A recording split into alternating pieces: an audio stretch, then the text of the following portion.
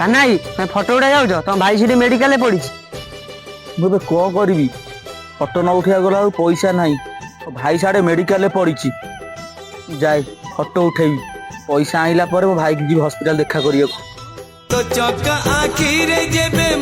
ଭାଇ ଭାଇ ଆସ, ତମର 2 ମିନିଟ୍ ବଢିଆ ଫଟୋ ଉଠେଇଦେବି, ଏଚଡି କ୍ୱାଲିଟି ଆସିବ। ନାଇଁ ନାଇଁ ଭାଇ ଆସ, ଭାଇ ଭାଇ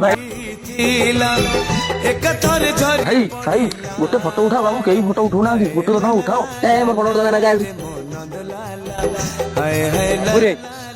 ମୋର ଗୋଟେ ଫଟୋ ଉଠେଇଦବ?